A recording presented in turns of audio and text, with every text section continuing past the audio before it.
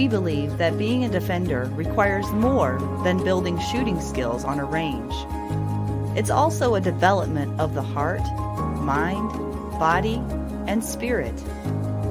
Join us as we explore what it truly means to be a defender in your training and in your everyday life. Welcome to Defenders Live. Good evening, everyone. Welcome to Defenders Live. I'm your host, Laura Thorson, and tonight I'm going to be sharing a special interview that I did recently with my dear friend, Lisa Stiers of Pacwest Defense. Lisa's story resonates with so many people and resonates with me as well. And the story that she's going to be sharing is the truth about domestic violence. I was so honored to have her share her story with me, and I hope that it helps someone out there who may be going through a similar experience. And even if it's not something you can personally relate to, I guarantee that you'll gather something from her story that you can take away. So as usual, please make sure that you comment throughout the show. If you have anything that you would like to interject, and let me know where you're watching from. I always want to hear from you guys. And stay tuned till the end, because at the end, we'll be providing you with some resources. And I'll save my announcements until then, and what to expect for next week's show, because that will be a good one as well. So I will see you on the other side. If you, for some reason, you can't hear this, please let me know in the comments, and I'll see you when this interview is done. Tonight we have Lisa Stiers on the show. Lisa grew up with firearms, having shot her first gun at age 5 with her dad's help. Lisa purchased a gun for self-defense at age 25 after being in an abusive relationship. She eventually let her permit expire, and in 2010, after multiple close call situations while living in the Portland area, she decided to purchase a handgun again for personal protection and everyday carry. She began regular training with her firearm and eventually came across a ladies only group that she began shooting with. After shooting for a few years, she began teaching friends how to shoot. Lisa quickly realized she had a knack for working with people and a passion for helping others learn to protect themselves. She decided to focus her energy on teaching other civilians how to defend themselves. In 2018, Lisa established her company, Pacwest Defense Firearms Training. That year, she also began working part-time as a range safety officer and instructor at a local gun club, actively teaching with the club's practical application team. She helps teach a new member evaluation class that focuses on marksmanship and safety, as well as handgun fundamentals, action shooting fundamentals, action range certification classes, concealed carry, and more. In 2019, Lisa began volunteering her time as a co-leader with another female instructor for her local ladies-only shooting group. And in May 2020, Lisa began working full-time as the chief range safety officer at that same gun club. She now manages a team of 20 RSOs and has brought multiple women onto that team. In addition to this, Lisa has continued teaching while also expanding her knowledge and skills as a shooter and instructor. In 2021, she became a chapter facilitator for A Girl and a Gun, where she hosts sessions in Sherwood, Oregon. In her spare time, Lisa enjoys shooting at local competitions, focusing primarily on speed steel and IDPA. Let's welcome my good friend Lisa onto the show. Hey, Lisa. Hi, Laura. How are you? Great. I'm so excited to have you on the show because I feel like you and I have a special connection. And we started that connection when we were involved in the active self-protection instructor certification program. We were in the same cohort together. And I just found you to be so insightful, very thoughtful, and incredibly present with people. And I imagine that those same skills and traits you bring into your firearms training as well when you're working with students. And so part of, I believe, what makes you such a great instructor are those intuitive skills that you have. And not to downplay the like outright skill that you have as a shooter, but you have a special quality that I think draws people to you. So I'm so excited to talk to you today. Thank you. I'm glad to be here. Thanks for Yeah. having me. We have a lot to unpack though. So Yeah. I think that because of your background with domestic abuse specifically, I want to get into that a little bit later, but I want to start at the beginning. So, could you unpack for us? Because we want to get to know you better. I really want people to know who you are, what you're about, and your mission going forward, because I know that that's important to you. So, could you start at the beginning and kind of give us an idea of how you grew up? Yeah. So I grew up in a home with my mom and my dad and my brother. Um, what I always thought of as a fairly normal household until I grew up and got older. Um, my dad was an alcoholic, is an alcoholic to this day. Uh, he Up until I was 16, 17 years old, my dad worked nights, graveyard shift. So he wasn't home a lot. He wasn't an absentee father. He was he was working when we were home. He was, when we were sleeping, he was at work. When we'd get up, he'd come home and he'd be in bed already. So we didn't see him a lot except for on the weekends. Um, and on those weekends, he was usually having poker parties and drinking with his buddies. Uh, and so I grew up seeing a lot of that, hearing a lot of stories, military stories, and things that children really shouldn't be hearing about. Mhm. Um, my dad ran around with a fairly unsavory type crowd, which meant occasionally those people were at the house. Um, what I spent the last probably 30, 35 years thinking was a lifelong uh, history of nightmares. I always uh, I always thought I had nightmares growing up as a kid, and didn't sleep well, have sleep issues. And a couple of years back, my brother and I were at my mom's visiting, and we were talking about dreams and nightmares. And I was telling my mom and my brother about a recurring dream or nightmare that I used to have a lot, especially as a child. And my mom interrupted me, and she's like, "But Lisa, those were memories. Those were not nightmares. Those were memories." You're Um, kidding me. and so to unpack that, um, there was an individual that my dad was an acquaintance with, and he knew my dad's work schedule. And this person had an obsession with my mom. And Wow. he used to break into the house at night and creep through the house and assault my mom when us kids were in bed. And there were several times where I would wake up in the middle of the night, and I always insisted on having a little light on in the kitchen or in the hallway because I was always scared of the boogeyman. And I would tend to wake up and sometimes hear noises, and I couldn't figure out what those noises were. Um, Wow. and then one night I woke up and I saw a shadow being cast on my bedroom door, and my door was open about halfway.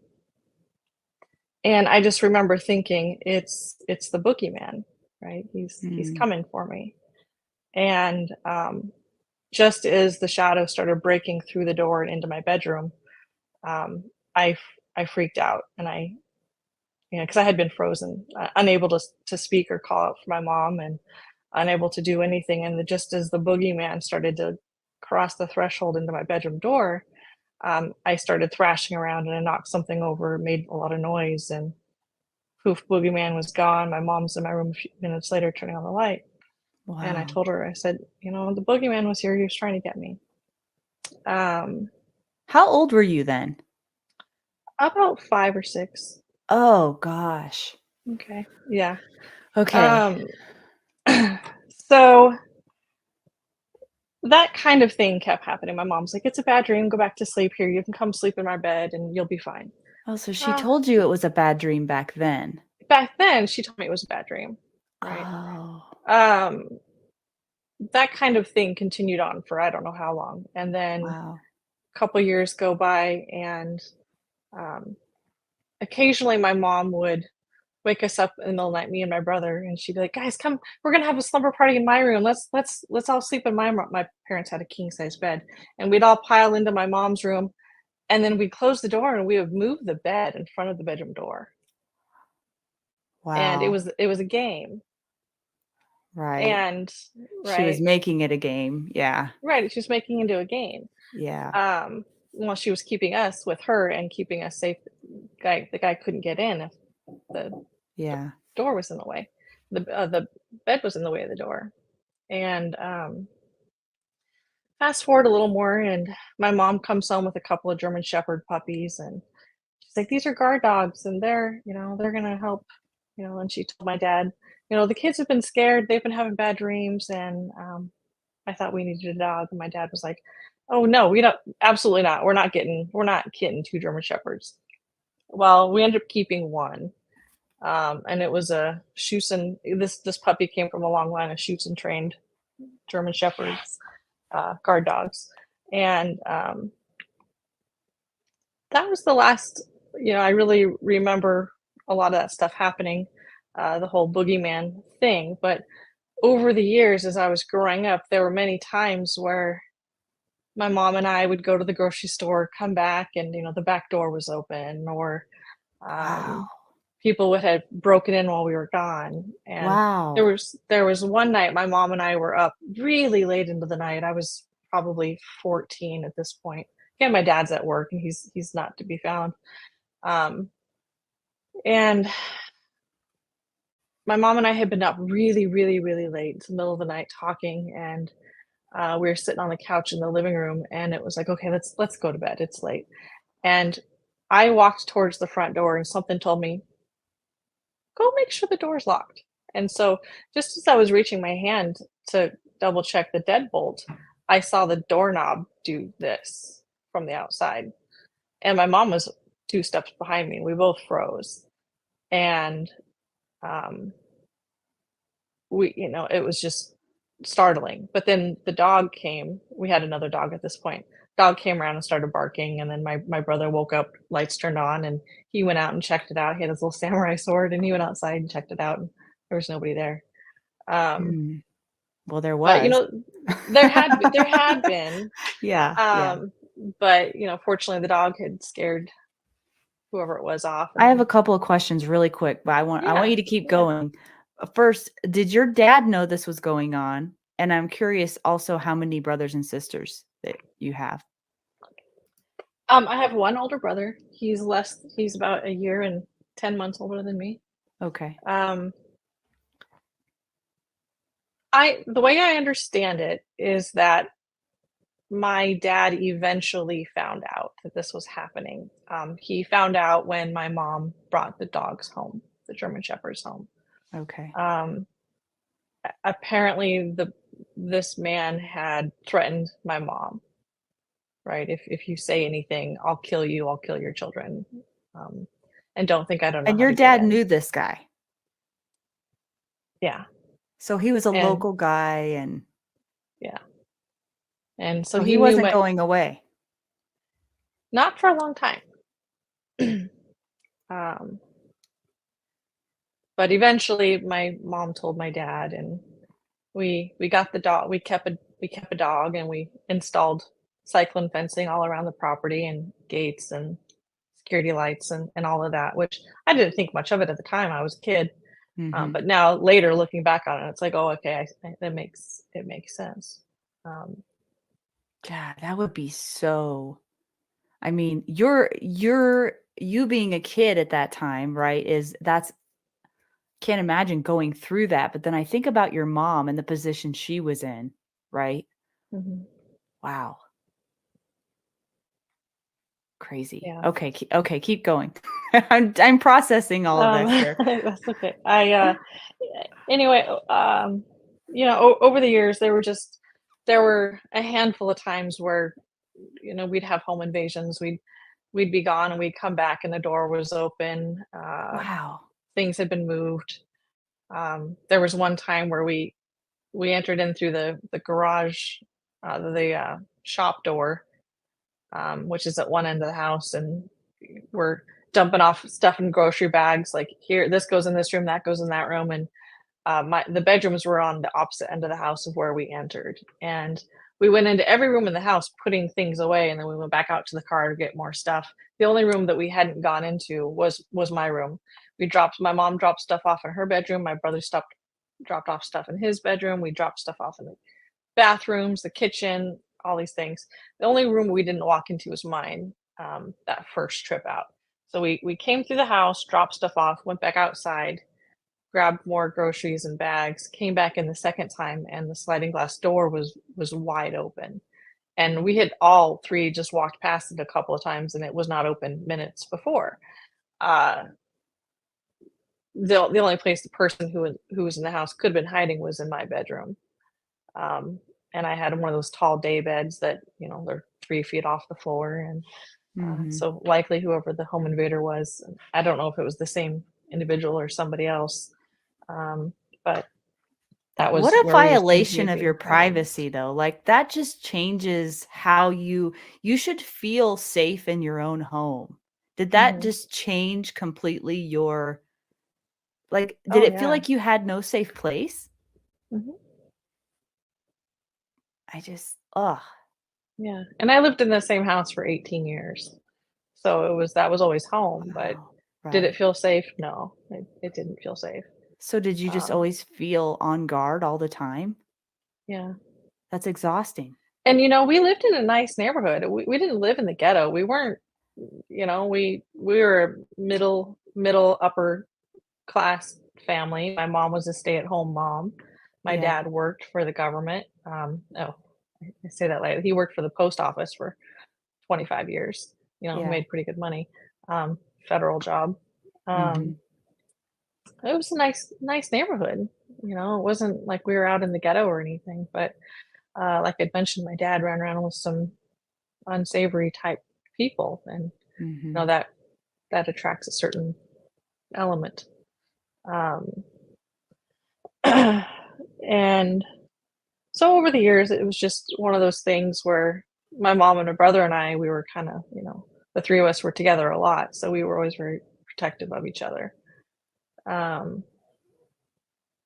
And my parents fought all the time because of my dad's drinking, and he was not faithful to my mom, and there were a lot of Mm. issues. So when Yeah. I turned 18, my mom finally asked for a divorce. So they got divorced, sold the house, and they were like, well, me and my brother were like, well, you guys are on your own, good luck. Um, and so I was kind of forced to move out on my own. Making 18 years old, working a minimum wage job, did not have enough money to pay rent. So I was kind of forced into moving in with my boyfriend at the time, who I was Mm. had only been dating for 5 or 6 months. But Oh, my wow. mom had suggested, she's like, well, he's got his own place, and maybe you can go move in with him. And um, but my mom moved in with my grandma, my brother moved in with my cousin, my dad moved in with my uncle, and I couldn't really find anywhere to go. I didn't have any friends that were ready to move out yet. They were still all living at home with their parents, and so I moved out with my boyfriend just due to lack of options, really. Mhm. Um, he was 7 years older and ended up Man, being I can relate to this story. yeah, Wow. Okay. yeah. He was 7 years older. Um, and ended up being incredibly abusive. And I was sort of stuck. And it took me about 6.5 years before I was able to get out of that situation. Um, he, much like my dad, shocker, there's a pattern Right. here. There's a Um, pattern. Yeah. Much like my dad ran around with an unsavory type crowd. Um, and therefore had unsavory type people around sometimes. Sometimes he pissed off the wrong person. Oh, sorry, can I say that on the sorry. Um, uh, Oh, you'd be trying to watch surprised my the mouth. things say on this show. Yeah. And so occasionally there'd be an unhappy person pounding on our front door. There was more than once where I had to uh, fight to keep the front door closed as somebody was trying to force their way in. Okay, wait a second. Um, Stop. I have to ask you something. So, because you'd had so much experience, and I don't mean this in a good way, but you'd had a lot of, over a decade of experience of this type of behavior, right? Of people not banging on the door, but people being in your house and like the stuff you went mhm. through as a kid. Did you eventually normalize this so that you could deal with it? Like, did you become immune to it almost? I think that's probably safe to say. I Yeah. probably did become immune to A it. part of you probably had to Hmm.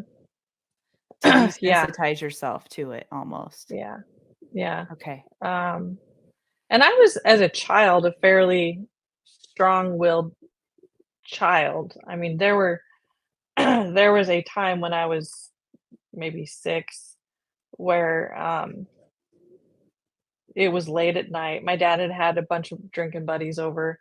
My mom had been in bed for a couple of hours. My brother and my cousin and I were up in the family room, and the dads had all been sitting around the table drinking and playing cards, and then um, my dad passed out at the dining room table. The other guys left to go get some beer, and I thought they were gone, and they came back, an hour later.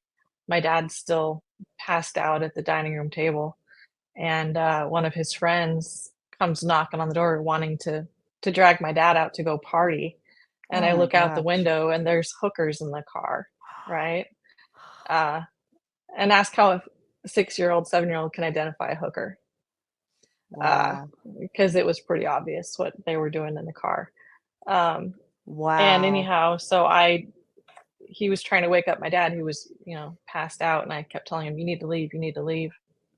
And I got to the point where I was yelling, and he wasn't leaving. So I told him, I said, "If you don't, you're in my house. This is my house, and I told you not to be here, so you can't be here."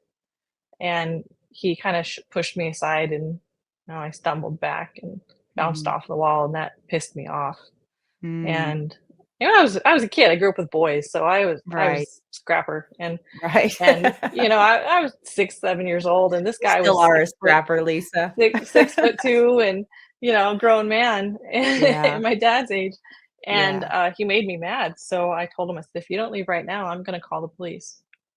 And he says, "Oh yeah, you go ahead, do that." So I did, and I picked up the phone and I called 911, and I said, "There's a man in my house right now. He's not supposed to be here. Um, and he's got a car full of people outside, and I told him to leave, and he's not leaving. And I want you to come." And I told the 911 operator my address. And so my dad's friend quickly left. He hightailed it out of there. My dad still passed out at the table, and they were gone. And then my mom got up because the police showed up, and Wow. she talked to them, and she was like, it was his drinking buddies. We're all fine. It wasn't a stranger. I apologize. It wasn't, a home, it wasn't a stranger. It was Yeah. a known associate. And then the police left, and my mom pulled me aside, and she's like, "I'm so proud of you. Thank Mm. you for standing up for your dad, for yourself, for me." She said, "I was awake and I heard you do that whole thing, and I was just too afraid to get up and face him. And Wow. I'm proud of you for handling it." And I thought to Wow. myself, my mom was too afraid Right. to approach this guy, but she let me handle Wow. And you were like 6? it. 6 or 7. That's Um, crazy. I just like and oh, you should yeah. write a book, Lisa. You should write a book. So anyhow, uh, you know, I was a feisty one growing up, Me and too. excuse me. So when I started dating What was that like in the He beginning?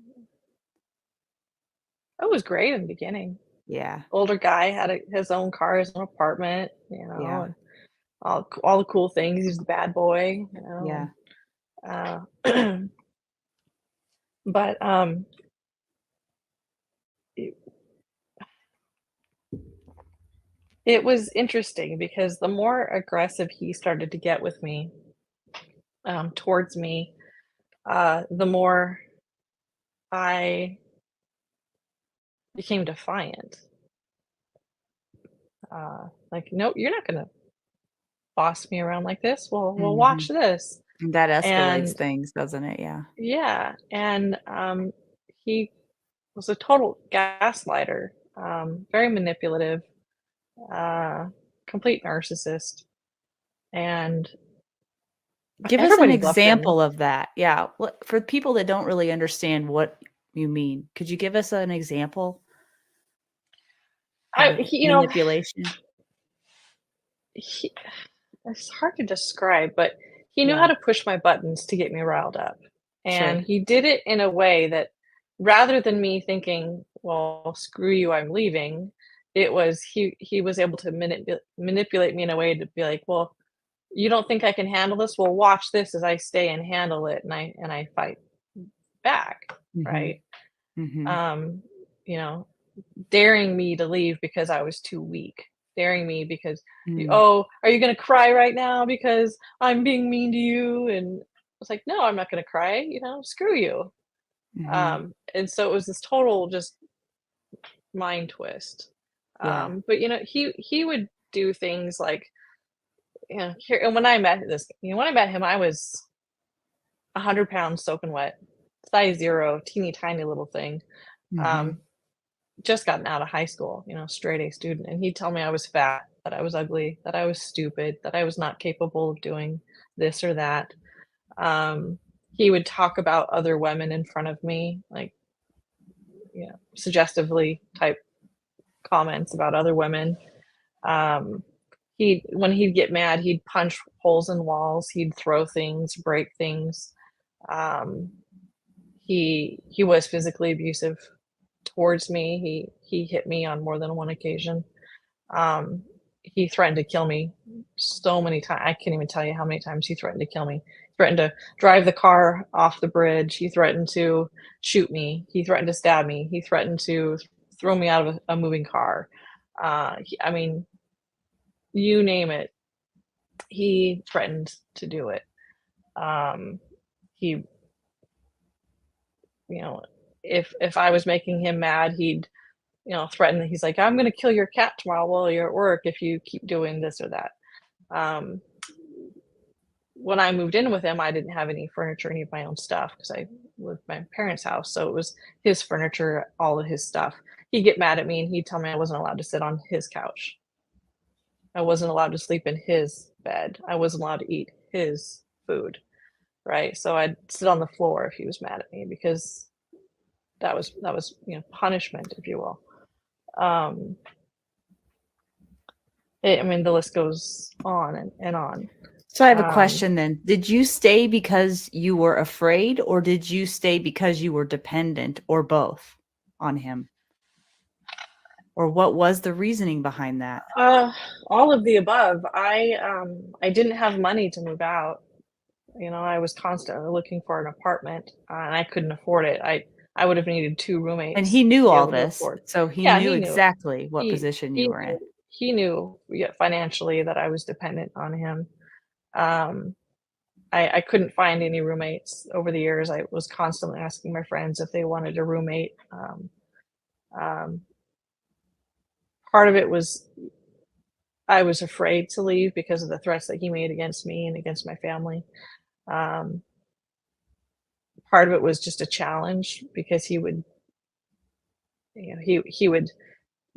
almost dare me to move out because I was too weak and I couldn't handle uh, his personality. I couldn't handle him teasing me. He never meant any of these things. He was always just he Mm, was teasing. It was a joke, and I couldn't take a joke, and mhm. um, so a lot of it was manipulation. But Wow. 3 or 4 years in, I realized it for what it was. When I saw a friend of mine going through something similar, and I was like, "Why you should leave that guy. Why are you dealing with this?" And she was like, "Oh, like, you should talk, right? You're one to talk." And I realized she was right. Like, I was in the same boat. Mm. Um, and So it must have it been hard to have perspective when you're in it then. it Like is. now in hindsight, it's easy to see the red flags and all of the stuff, but like when you were in it and that time in your life, you were a lot younger then. Mhm. Yeah, So, I had no way to support myself. mhm. Um, Even the car that I was driving, I had a decent car when I first started dating him, and he had encouraged me to get a better car, something that was a little more reliable, and I couldn't afford a better car, so he was helping me with my car payment, right? And, um, so if I threatened to move out, he'd take my car away, that sort of Mhm. thing. Um, and then if he'd get mad at me, he'd show up at my work and cause a scene at my job and almost got me fired a couple times. Um, So when did all this come to a head? Where did this lead? And how long did this go on for? About 6.5 years. I was with him for about Wow. 6.5 years. 18 until just before I was right about 25. Was there Um, an incident that happened? What was the turning point for you? um,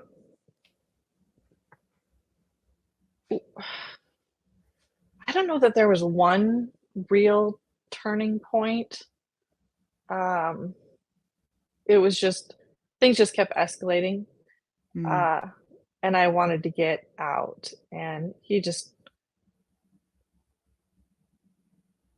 my family and friends loved him, right? And I was asking my family and friends for help, and nobody believed the things that Oh, I was telling them about him because he was a complete con man.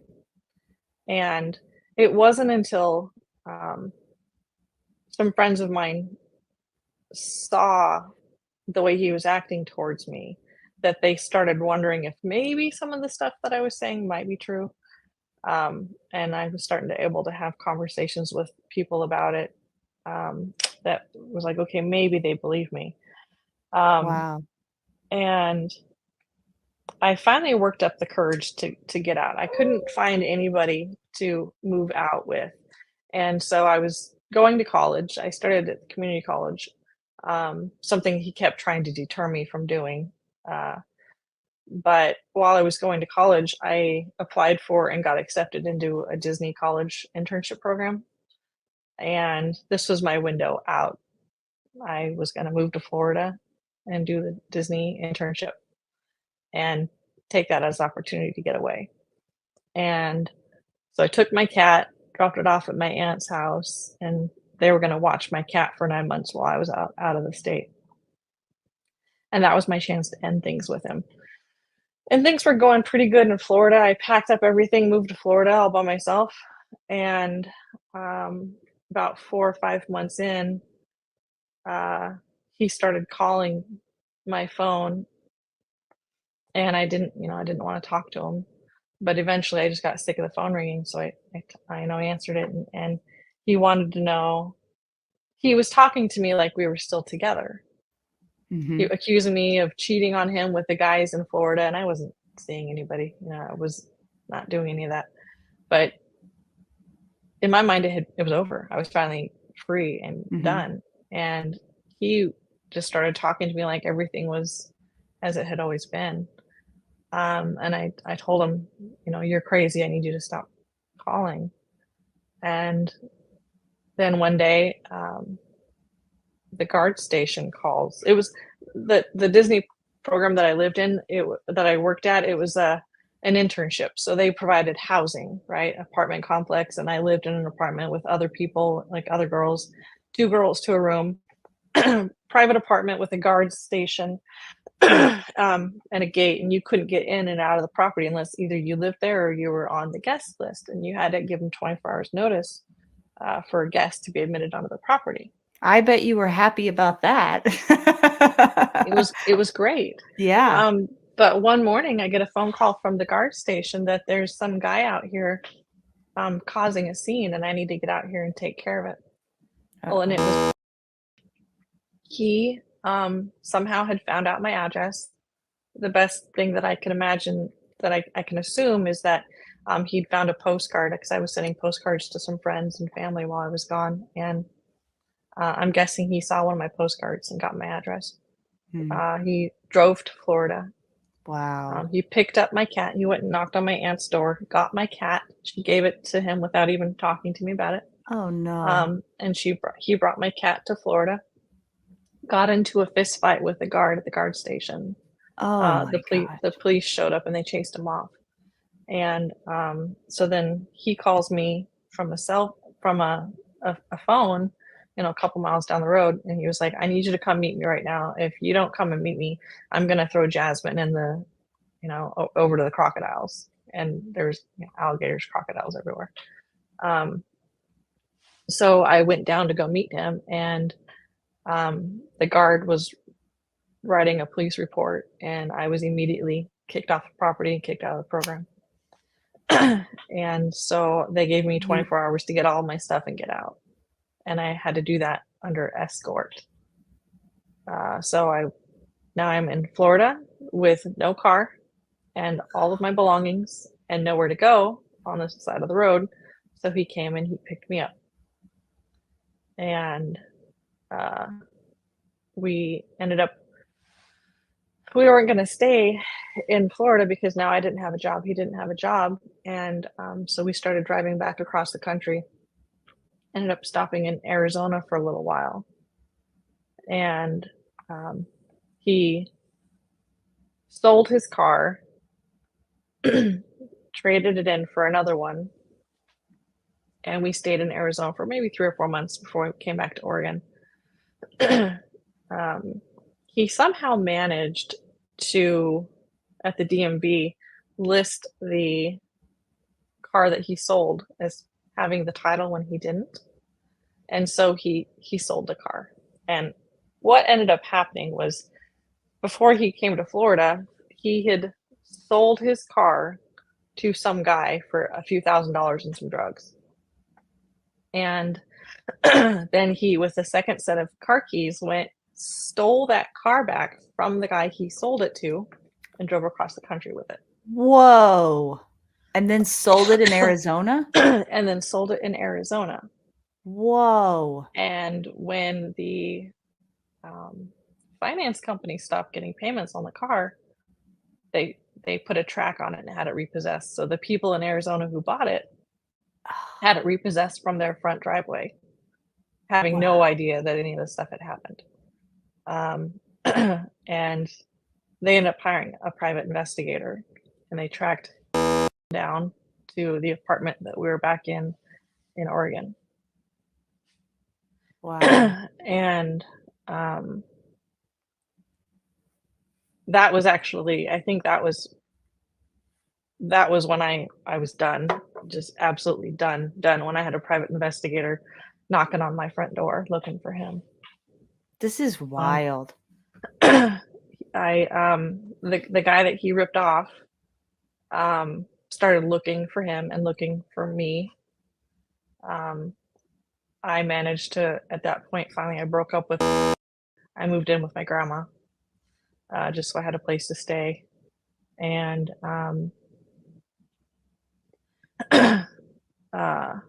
found a job, just any job that I could find. Excuse me.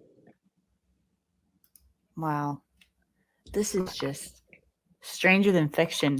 Now, I noticed you said that that there were drugs involved. So was he a drug user then? Was that part of the equation? He was buying and selling weed. Oh, okay. Yeah. Before it became legal, he was buying and selling weed. Mm-hmm. So I had left him, moved out, completely ended it this time, and with my dad and my dad's help, my dad pretty clearly told him to leave me alone, and he was kind of afraid of my dad, so he finally started leaving me alone. But now I have some drug dealer who's looking for and pestering me. And I was working at Subway. I was 24, I think, by this point. Working at Subway, and at Subway, you know, I'm working by myself, closing shift until 11 o'clock at night. And I would get these. I remember I was standing there by myself, and some guy comes in and make him a sandwich, and he's just giving me all kinds of creeps. He's off. He's staring at me. He's looking at me weird. I just kept thinking, like, this guy's like the big bad wolf. I don't know what it is about him, but he's creeping me out. I give him a sandwich and he leaves, and I was just so glad he was gone. A little while later, I pick up my cell phone in the back, and I've got a voicemail, and he's like, "Hey, Lisa, this is so and so. I'm looking, and thanks for the sandwich. I want you to know that I've been watching you every night through the window. Told me what I've been wearing, the way I'd had my hair the last couple of days, and told me that if I didn't help him find that he was going to come after my family. That he knew where I lived. He gave me my grandmother's address and said that he would go in and kill her if I didn't hand over." And that made me mad. So I called the guy back and I went off on him, and I was like, "Look, You did? I did. I was like, I'm not with that loser anymore, and you can tell him that if you find him, he owes me some money, and he owes my family some apologies. So you let me know if you find him first, but you need to back off and leave me alone, because you don't know me, you don't know my family, you don't know who you're dealing with, and I better not see you." I was mad. I was really mad. Wow. But what was I gonna do? You know, I lost it. I went off on the guy. A couple What was days his later, reaction to that? he Did laughed he at me. stand down? He laughed. Okay. He laughed at me. Okay. A couple days later, I was walking out of Circuit City, which I don't even think is open anymore, but it's kind of like a Best Buy. And I was walking to my car, and there was some guy leaning up against my car, and I'm like, "That's the same guy." I recognized him. And he walked up and was trying to, just by his body language, I could tell he was trying to intimidate me. And I just got unhinged. I went off on him. I had learned with that if I acted scared, he would aggress. Yeah. And if I got aggressive back, he'd back off, and we'd be more of a stalemate. And when I saw this guy leaning against my car, smirking like he thought he was going to get the best of me, I thought about my grandmother and my mom, who was living there at the time still.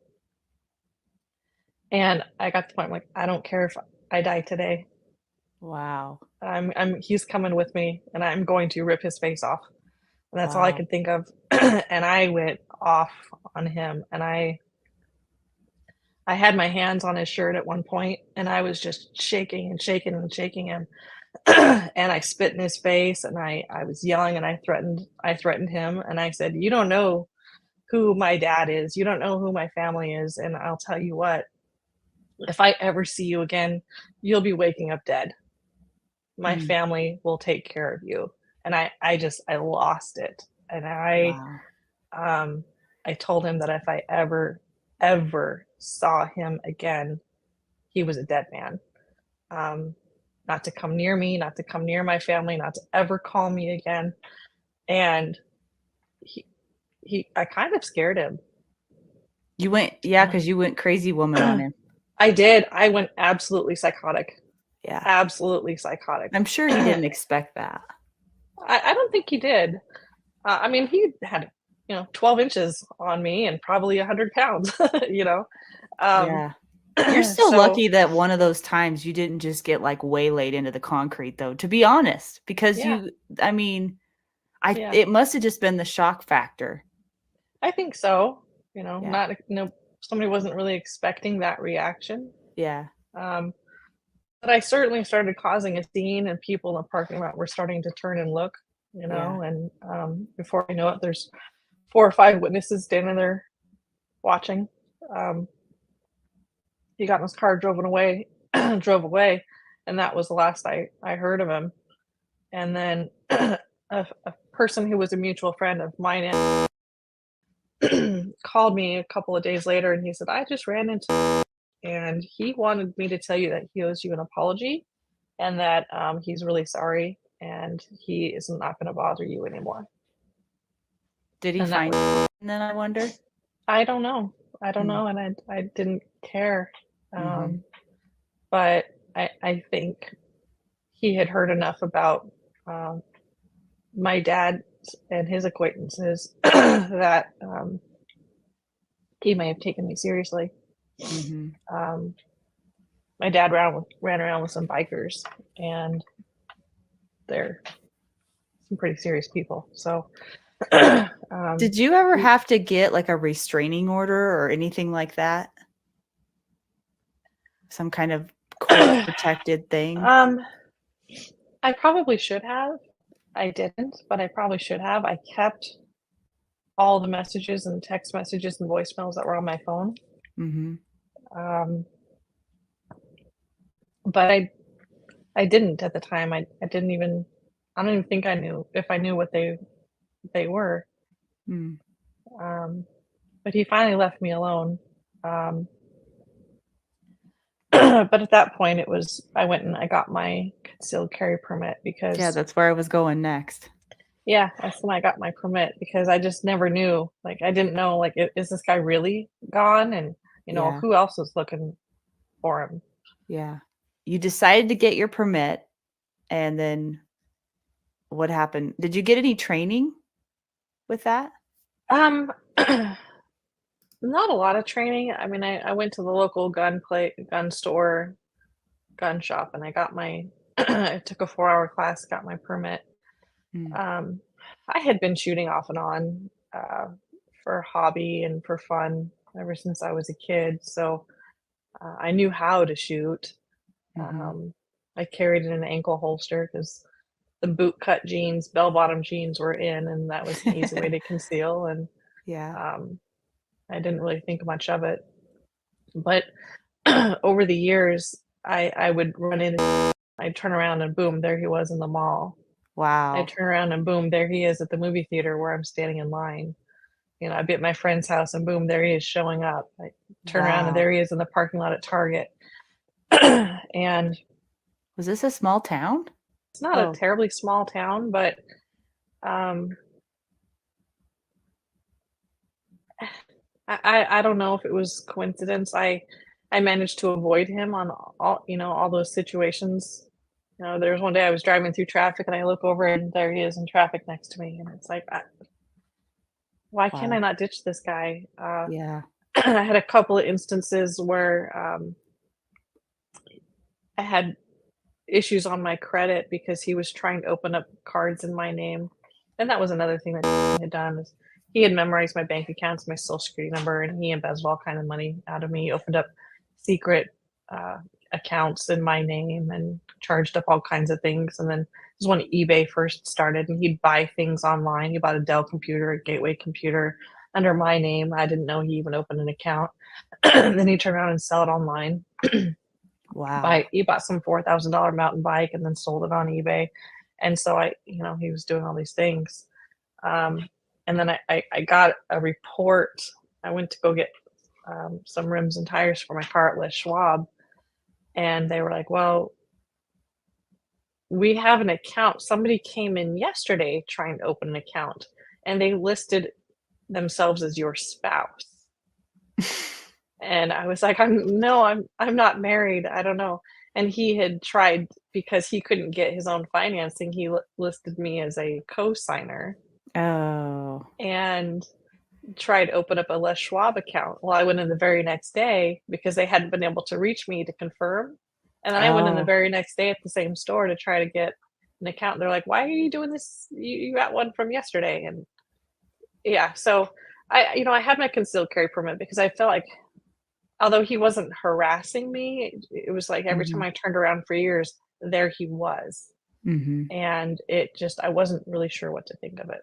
A few more years goes by, I had my permit for 4 years, and then it expires. And I let it expire because eventually I just didn't see him anymore. And I heard through the grapevine that he moved away, and that was that. That was relieving. Mm-hmm. So then there were so what were the things that led up to you getting your permit the second time then? Weren't there some close calls? Yeah.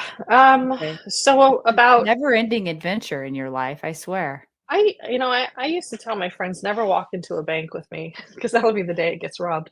I have a way of being in the wrong place at the wrong time. Um, yeah. So about 10 years ago now, there was a shooting at the Clackamas Town Center, and I was on my way there when it happened. I was meeting a friend to go dress shopping. We had an event, like a formal Christmas event, and she wanted to do some shopping, so I was going to meet her at the Clackamas Town Center. And I was about 3 blocks from the mall when she called me, and she said, "Hey, I just got a flat tire. Will you come and sit with me? I'm waiting for AAA." And so I turned around, I found her, and I sat with her. We're just sitting in her car waiting for the AAA guy to show up, and like sirens just start blaring and emergency vehicles just start going by. And I could, essentially see them all from where we were. And so we got lucky. It was by the grace of God that we were not actually in the mall when the shooting went down. About 2 days later, I was watching the local news, and one news channel mentioned this one time, and they never repeated it. But the reason that the shooting had stopped was because there was a concealed carry holder in the mall, and the guy, the concealed carry holder, drew his gun and pointed it at the shooter. But he didn't take a shot because he didn't have a clear shot, and he wasn't confident in his skills and ability to make the shot without hitting an innocent person. And I guess there was a woman and her child nearby, and so the concealed carry holder did not take a shot. But that was enough for the shooter to stop what he was doing, and he turned around and he ran, and I guess he ended his own life. But when I heard that story on the news, I thought, okay, good guy with a gun was there. That's how it stopped. I should really think about getting my permit again. And I had just gotten married, and I was living in Portland, and I hadn't been in Portland for very long. And so I started talking to my then husband, about it, saying, I think I want to get a gun. He wasn't really big on guns. He had a shotgun and had shot clays a few times, but didn't really know a lot about guns. And he knew that I was a gun person, but he wasn't so sure that getting me carrying a pistol around was a good idea. About a couple days later, middle of the day, 3 o'clock or so in the afternoon, I was out running errands. And I pull into the driveway at the rental house we were at, and there were these guys standing in the front yard. And there was a white Jeep backed up to my side yard, and there were 4 guys, and there was a 5th guy sitting in the Jeep. And there were these stack of like paving bricks that were stacked up against the house, and the landlord had been planning on putting in a little pathway.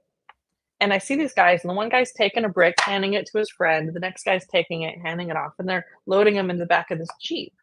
And I sat there and I'm looking at these guys thinking, well, this doesn't look like the normal work crew. I don't know what's going on.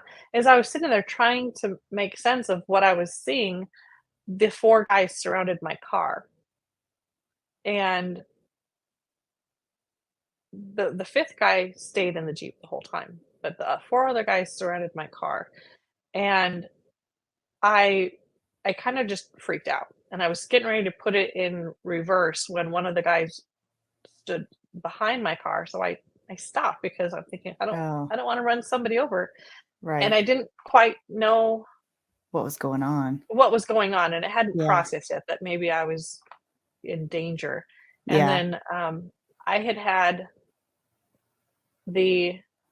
I went to go hit my door locks to make sure that they were locked, and they had already been locked, but I missed the door lock button and I hit the window button. Oh, And so the rear passenger window ended up rolling down about this far. And the guy that was behind the car moved to the side of the car and he started like sticking his hand in the window, trying to get his hand in the window. And the guy that was standing next to my door tried opening up the door handle, trying to get in. jeez. And that's when I realized, like, okay, this is a bad situation. Yeah. So my phone was connected to my car, so I called my husband who was inside the house. He was in the house. Oh, geez. And He had so no I idea this called. was happening? No, he didn't. And so Oh, I was like, "Get outside. I'm outside and these guys are trying to get me." And he had been taking a nap. He was sleeping on the couch. And he's like, "What? oh, What?" And I said, "I'm outside. There are guys out here and they're trying to get me. Come help me. Call the mhm, police." mhm. And so next thing I know, the garage door opens up. My dog, I had a German Shepherd mix. He comes running out underneath the garage door, and my my then husband comes walking out with the one shotgun, the one gun we had in the house. It was a Remington 870, and I don't even think we had ammo for it. I don't think we had shells for it. I think it was just empty. And he's got it in his hand, and he's got Yeah. his phone in the other, calling the police. And he levels the shotgun at the guy closest to him, and they just stop and they turn around and they just stared at him. They just Wow. stood there, They and it weren't wasn't an deterred. they were not the least bit afraid, and it wasn't until my dog Sam bit the guy that was closest to my door. He bit Mhm. him in the butt, and that's when they finally started to move, and they, like, casually, slowly sauntered back to their car, and Really? yeah, they were not the least bit concerned, but then my dog bit a second guy, and he latched onto his leg, like, really, really hard, and then he started screaming, and that's when they kinda scrambled and finally left. Um, Wow. the police never showed up. They told us that no crime had been committed, so what was the point of coming out? Here's your case number. Wow. And I was like, "Okay, that's it. I'm done. I'm getting a gun, and I'm gonna learn how to really, really be good with it because I don't wanna be that guy in the mall who pulls a gun out and doesn't know if I can hit my target. I'm not gonna Mhm. be the person who throws a gun in my purse and hopes for the best." Yeah. So that's when I started taking shooting really seriously. I bought a gun. I found a range and I started going to the range shooting pretty regularly. Um, and the guys at the range started to recognize me and they're like, "Hey, you know what? We have this ladies' night. You should come check it out." And so I went and showed up and I crashed this. It turned out to be a well armed woman night Okay. at the local range, and the two Mhm. ladies that were kind of running it, they saw me shoot, and they're like, "You need to come over to Tri County. We have this other group at Tri County, and you need to come join us. You need Cool. to come." And so Thank God I for met. women like that, right? Yeah. Yeah. Yeah, and so, they had what they called Ladies League, and it was, weekly, weeknight, meetups where it was learning to draw from a holster, defensive style shooting. The lady who ran it, Catherine, she was a three gunner. She shot every discipline under the stars, and, I started getting some training, uh, through the ladies group. Not really understanding how well trained these women were. Catherine was a national level competitor. She's Wow. trained with some of the best names out Mhm. there. Um, and so I started shooting for a couple of years. And then I I had a friend who was dealing with an ugly divorce, and he started threatening her and their boys. Mm.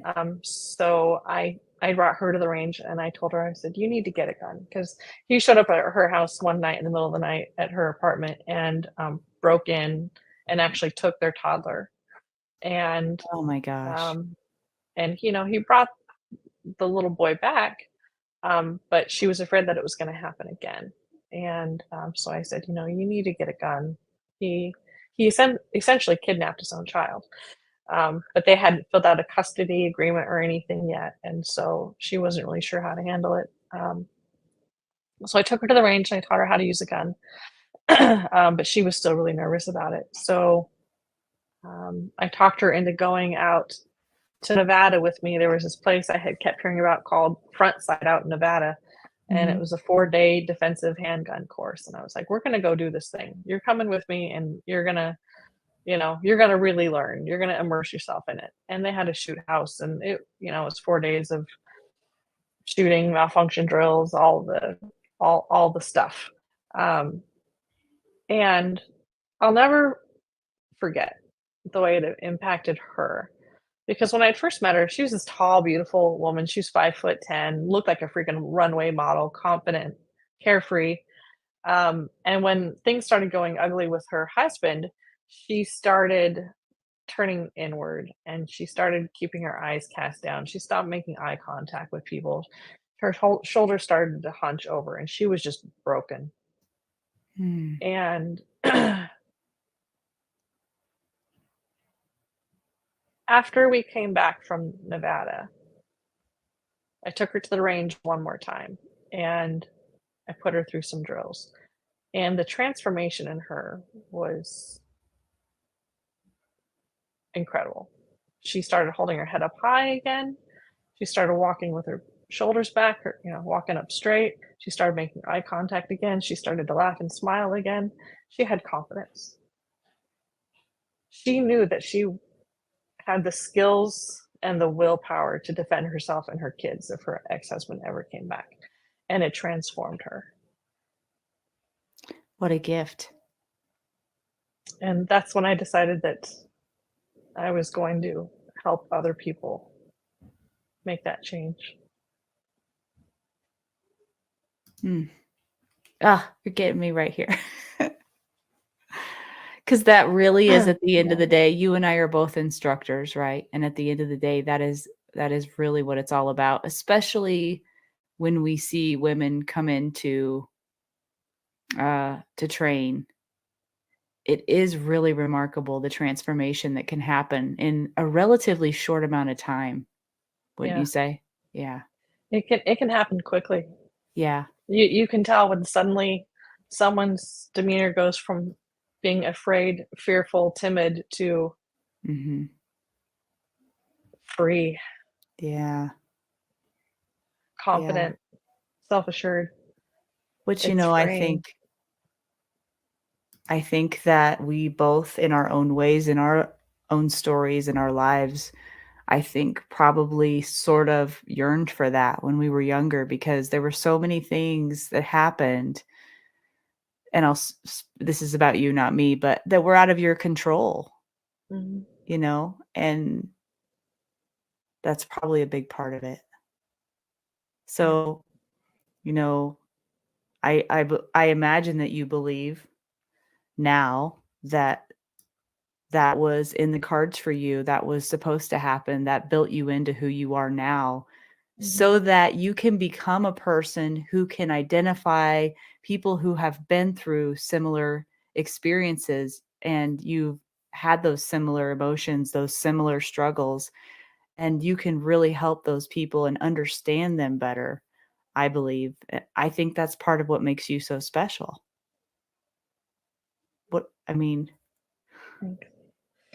Yeah. I've lived through it. It's not easy. It takes a strong, determined person to to walk away from living a life of abuse and surviving repeated violence throughout your life, and be able to break that pattern. I never got in trouble with the law. I never ended up messed up on drugs, on the street, prostitution. These are all things that other people may find themselves in after living through some of the things that I lived through, right? And I had my family cared about me. You know, they loved me. They weren't in a position to really help me, but they were there with love and encouragement. And it was really up to me to determine my life outcome. I had to do it on my own. So going back to college, uh, getting my degree, getting a job, walking away from a life of ugliness and moving forward and deciding to utilize my experience to help other people. And it's not something a lot of other people can do. Um, I've met women who have experienced things that I've experienced, and they're not in good places. They've made some really, really bad life choices. Uh, so I just thank God that I had him by my side to keep me on the straight and narrow. I was Um, just getting ready to ask you yeah, what do you credit why didn't you take that path that's so common to just have a pattern in your life that just continue? What was there a wake up moment, or was it just this slow progression of healing that you had to do, or what did that look like for you? I can't really say that there was one thing. It's just ingrained in me to fight. I've never had another choice. Yeah. Not fighting was not an option. Um, I'm Well, you there was said never you any were a other scrapper, so consideration. there you go. So There was that's never any other consideration. I don't know. There was I what I wanted to do, and I did it. I knew what I wanted to do, and I did it. you made up your Uh, mind. I made up my mind. My mom used to say that my guardian angel must have been a cat with 9 lives because the number of close calls that I've had in my life is Yeah. absurd. Yeah. And either I have a lot of guardian angels or one who's got 9 lives like a cat to keep up with me. Uh, I have to admit, though, as I've gotten older and when I started carrying a gun in training, uh, situational awareness becomes something that once I learned what situational awareness was and recognized that it was an actual concept and not just street smarts of a kid who learns how. Right. But it like there was a word for it and a concept Yeah. and books about it and You've been training classes training for about it it. your whole life. um, but once I started carrying and getting actual formal training, I realized that I stopped having these close call situations. Really? And I'm guessing it's the way that I started carrying myself. My Hmm. level of awareness, my level of conscious thought about what's going on around me, uh, paying attention to potential threats, Mhm. just because I knew that threats were a real option, Mhm. a real possibility. Uh, so I'm guessing as I was younger, I probably looked more like an easy target, probably looked more like a victim because um, there was a time where I was defeated and beaten.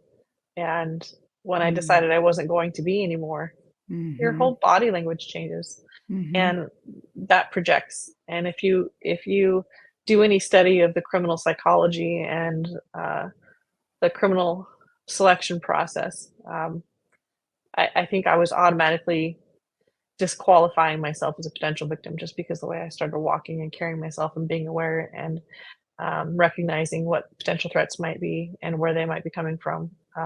So I haven't really had a lot of terrible close calls in the last 15 or so years. Part of it might be because of the people that I stopped associating with. Yeah. Um, Probably, let's say 20 years actually. Um, uh, but I disassociated with that element of people, but also I have the confidence that I've always been able to take care of myself, and I will absolutely do it again if the moment arises. I have a pretty strong uh, sense of self-preservation, Yes, and you do. and um, I think people pick up on, and the criminal element probably picks up on that pretty well. Yeah, Um, I agree. so now I'm at the point where I want others to learn Right. that.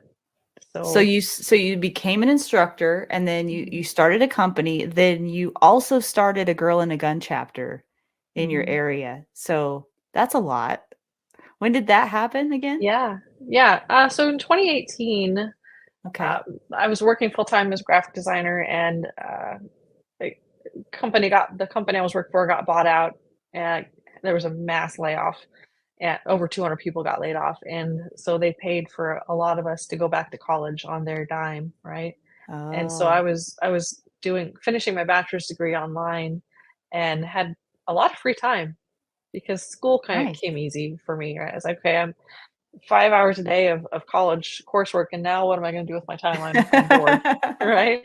So a friend of mine, um, he was like, "Well, Lisa, you can do anything you want right now. They're paying for your college. They're paying for your living expenses. Wow. You've got 2 years where they're going to pay you to stay at home and go to college. Yeah. You can do anything for these next 2 years. What do you want to do?" I said, I don't know. I'm not sure." And he goes, "Really? But all the stuff that you've been going on, all the things you told me," and I told him about, the friend of mine I had just gotten back from Vegas, and he's like, "You really don't know what you want to do? Think about it." Oh. And I said, "Oh, I'd like to teach others how to shoot." He goes, "Yeah, obviously, go do it." And Go do it. so I did. Uh, So did. I love that. So I did. yeah. That's Then beautiful. started my company. I started working at the local range where I'd been practicing. I had my foot in the door because I was volunteering doing some graphic design for them, just because the club needed it. Mhm. And so I kind of knew some of the right people, and I was like, "Hey, I'm an instructor now. How do I do this? Point me in the right direction." And they're like, "Actually, go talk to this guy over here. He's looking for somebody, and I think you'd be a good fit."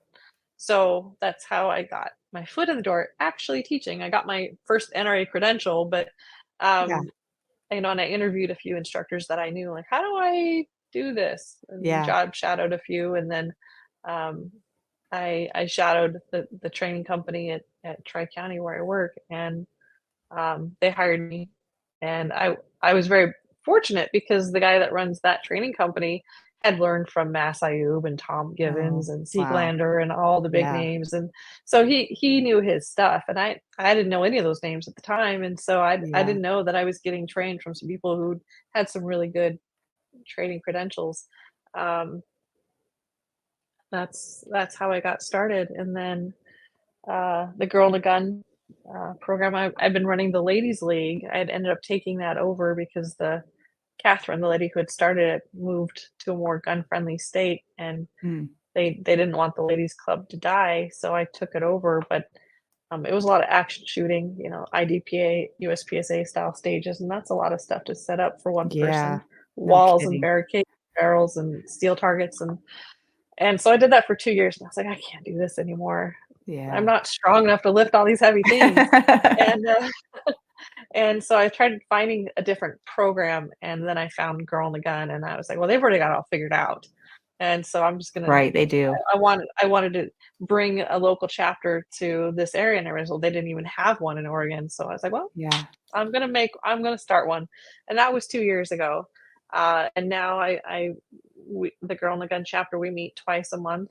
I have about 40-ish members. We have anywhere from 5 to 15 that show up on a given night. Yeah. We compete together. We shoot together. We do other things, non-shooting things together. And this last year, we did a bake sale fundraiser and raised $1,000 for the local domestic violence women's shelter. Wow. Um, And so That's nothing to sneeze at. That's really a bake sale, you said? a bake sale. Yeah. Wow. Yeah. That's remarkable. So we made about $800 worth of money from the baked goods, and then I pitched in the rest to make it around $1,000, and we sent it a check to ARMS, the Abuse Recovery Missionary Services. It's a local domestic violence shelter in Washington County, Oregon. Wow.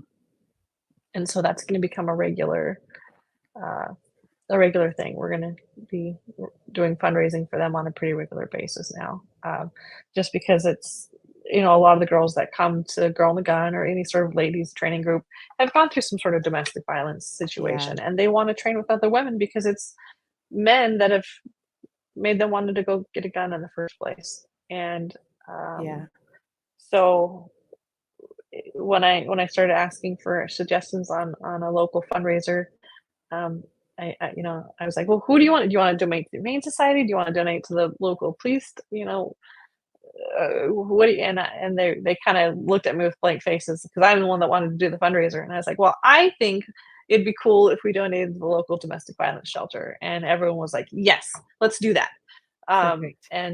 And so I and my friend did a little bit of research, and we found ARMS, and so that's the charity that we're going to donate to on a regular basis. And I've got flyers that I hand out for people. I hide them in like ladies' rooms on the back of the doors, and there's flyers and tear off sheets that grassroots. I love it. Yeah. Telling people, trying to get them to be aware of what domestic violence symptoms look like. A lot of people don't even realize that they're in a domestic violence situation until something physical happens. Yeah, that's what I wanted to get into next is what are some of those red flags, warning signs? Because it seems as though based on your experience, you said it started off good and then it escalated to this and then to it's like a sliding slope or slippery slope, it sounds like, and a very dangerous one. It can be. Yeah. Yeah. Name calling, belittling, making fun of, controlling finances, controlling what you do with your time, controlling who you do and don't see, interrupting your work, your job, interrupting relationships with friends and family, saying what you can and cannot wear, talking down to you, saying like you're not capable, you're useless, you're worthless, you're replaceable, threatening to do things to your pets or your children, threatening to do something to you if you leave, threatening to do things to themselves. Like, and in my case, he always threatened to self-harm if I left. He always threatened to commit suicide if I left. And it's all forms of manipulation. Pressuring you to drink or smoke or do drugs, pressuring you to do, sexual acts or favors, pressuring you to dress a certain way, not dress a certain way. There's all kinds of things out there, the financial abuse, controlling money, putting it in a situation where you can't afford to leave, or you're financially dependent on that person, so you can't afford to get out. Being told how you can and cannot spend your own money. There are a lot of things that people don't necessarily see as abuse, but as maybe just a strict relationship, and they need to understand that abuse comes in all forms. It's not just physical. It can be emotional. It can be financial. And so some of the flyers and brochures that I hand out mention what some of those things are. And there's a local toll-free number hotline that you can call. There's a number that you can text for help. If you go on their website, there's a live chat that you can talk to people. What website is that? If I may, there is a phone number, and it's the abuse hotline. Yeah, I'll put it in here. and the phone number is 1-800-799-SAFE. Safe? SAFE, SAFE. Okay. And you can text 88788 to text with somebody. 88788. Okay. The website is just thehotline.org.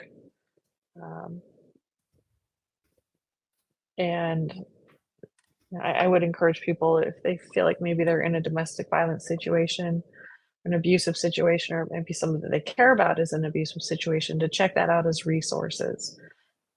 Because getting away can be scary. It can be incredibly frightening, especially if you have children or pets or loved ones that you're worried about their safety for leaving. I know for me, I got to the point where I didn't care if he committed suicide if I left, and I didn't care if he tried to kill me if I left. Wow. Dying would have been better than staying in the situation that I was in. But I didn't have any children to think about. And I did have pets, but I had to finally tell myself that if my cat died because I left an abusive situation, that would be devastating, but I still needed to leave. In fact, when I did finally move out, he swallowed a bottle of lithium and ended up in the hospital. He called me as he was doing it, so I called his parents and I told them, look, I'm not with him anymore, but you should probably go check on him. He told me he just did this thing. Oh my And they gosh. told me that I was lying, and I was like, hey, you know what? You're his Oh, mother. I'm telling you, this is your son. Do with it what you want. And I hung up and I washed my hands of it. And she actually sent his dad over, and the police came and they found him. He had swallowed a lot of lithium, and took him to the hospital. And he was in the hospital for a few days. Of course, then I was the evil ex-girlfriend. ugh. So What a mess. What a mess. it was, but it's you get to the point where you just don't care, and there's no way to Yeah. live. Yeah, no way So to live, yeah. I want to do what I can to help people avoid being in that situation, or help them get out of that situation if they can. And if people want to check out what you're doing, Lisa, I need to put that banner up too. Do you have a website? I do. My website is pacwestdefense.com. And I have links to my training classes on there, my CHL classes, my Girl in a Gun sessions, introduction to handgun, intermediate handgun, defensive handgun. I've got some introduction to rifle classes coming up for 2024. I also contract with another couple of shooting companies in the area that I teach. I was a cadre on somebody else's team. But I teach at Tri-County Gun Club in Sherwood, as well as at Vancouver Rifle in here in Vancouver near my home, and a few other areas on location as requested. But it's the hardest part is taking that first step and getting started, right? So It is. It just take is. that first step. Yep. Yep, and try to find somebody that you trust or think for you is approachable. I think, a lot of people come to me the same reason they come to you, because for Mhm. whatever reason, I don't know what that is, they just are like, "This seems like somebody who not only knows what they're talking about, but really has my best interests at heart," which we do. Yeah, You yeah. and I both really care a lot about people, and that's what this is about, and helping people, however we can. And so I'm just so fortunate to know you. I've been so blessed by you. You've become a dear friend of mine. Is there anything else that you want to leave the audience with before we go? Is there anything we didn't touch on that you would like to? Um, I think we've covered it. Just know that if you're out there and you're dealing with something, uh, ask yourself, would you want your mom to deal with this? Would you want your best friend or your daughter to tolerate what you're tolerating right now. And if you say no, then you're probably not in a good situation. And there is help out there. There are people who care. Um, you know, I'm not a licensed therapist or anything like that, but you know, reach out to somebody who cares. They can help you find someone to talk to. There are resources out there, so check out the website. Check out those resources. Call the hotline. Um, but there are ways to get out, and there are people who are there to help. Um, and it's scary, uh, but humans are resilient, and the sooner you do it, the sooner you can move on with your life. Yeah. And you know what? I think God has big plans for us, and the better off that we are to be able to move past things that have happened to us in our life, then the more good work we can do to help others. That's what I believe. And I do also believe he's sovereign, and he puts us in those situations for a reason, even though it doesn't make any sense whatsoever to us. It's really more about his plan than ours. And I think trusting that's really important. And that's hard to do too. So if you're in that situation, I know that seems probably insensitive of me to say, doesn't it, Lisa? But in hindsight, though, would you agree? Yeah, I excuse me.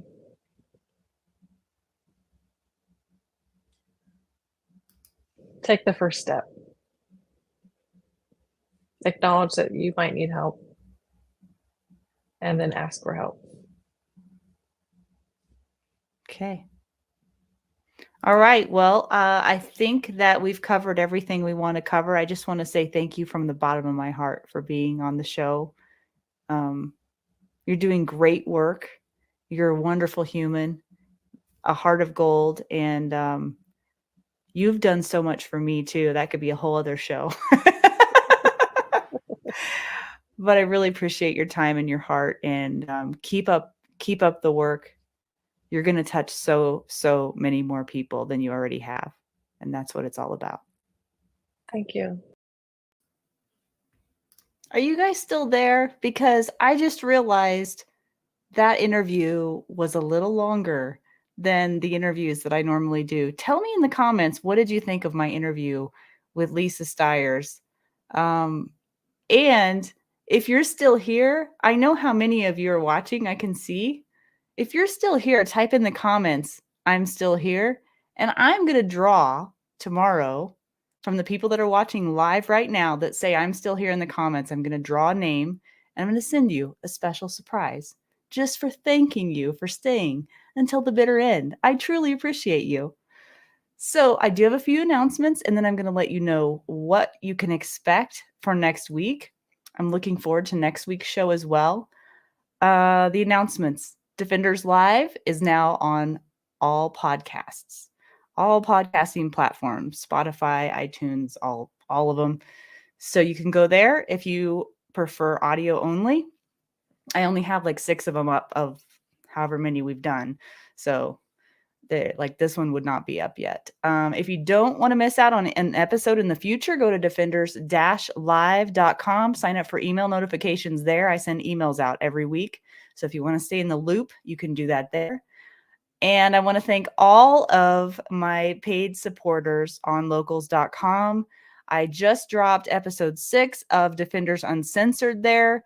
Defenders Uncensored is a series of roundtable discussions that I host where we talk about topics that might be considered controversial, but we don't think they should be. And that's the reason why they're on Locals and not on other channels. They're full of truthful conversations, sprinkled with slightly inappropriate humor, and they're a lot of fun, and I look forward to them every single time. So if you're interested in that, you can go to locals.com, go to the Discover tab, search for Defenders Live. That's where you can find those Defenders Uncensored episodes. Also, mark your calendars for January 31st. I'm going to do something a little bit different.